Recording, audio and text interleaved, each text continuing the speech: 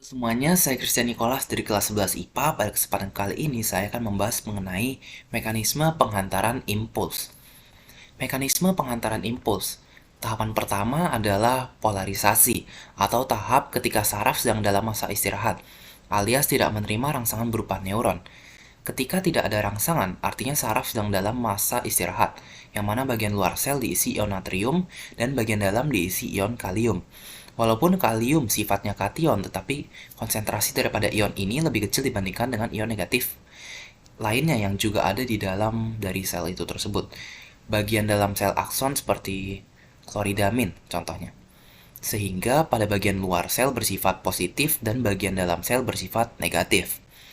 Tahapan kedua adalah depolarisasi atau tahapan potensial aksi, yang adalah tahap ketika terjadi penerimaan rangsangan sehingga terjadi penghantaran impuls pada neuron ketika terjadinya rangsangan. Ketika terjadi rangsangan, saluran membran plasma akan terbuka dan melepaskan ion natrium, dan ion-ion natrium tersebut akan berdifusi ke dalam membran, sehingga muatan sitoplasma menjadi positif. Ketiga adalah repolarisasi. Repolarisasi itu adalah proses kembalinya potensial membran yang ke nilai negatif tepat setelah fase depolarisasi. Dan untuk selanjutnya, ketiga tahapan tersebut akan terus berulang dan terus berlanjut. Selanjutnya, perbedaan muatan pada bagian yang mengalami polarisasi dan depolarisasi akan menghasilkan impuls listrik. Maka, impuls saraf akan bergerak di sepanjang akson.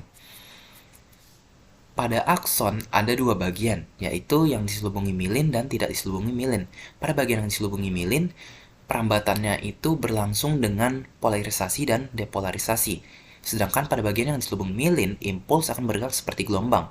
Impuls akan bergerak lebih cepat sebab pada bagian milin, impuls akan merambat dengan cara kasarnya adalah melompati bagian saraf yang diselubungi milin. Selanjutnya, ketika potensial aksis pada akson terminal, ketika potensial aksis sampai pada akson terminal, impuls akan beralih ke sel saraf lain melalui membran prasinaps. Ruang antar membran prasinaps dan membran pasca sinaps disebut celah sinaps. Neuron mengandung sinyal molekul yang disebut neurotransmitter yang diselubungi oleh vesikula sinaps yang bentuknya seperti gelembung.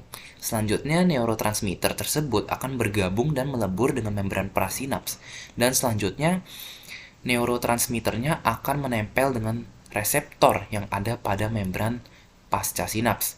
Dan begitulah adalah proses penghantaran impuls alias penghantaran rangsangan yang ada pada sistem saraf manusia.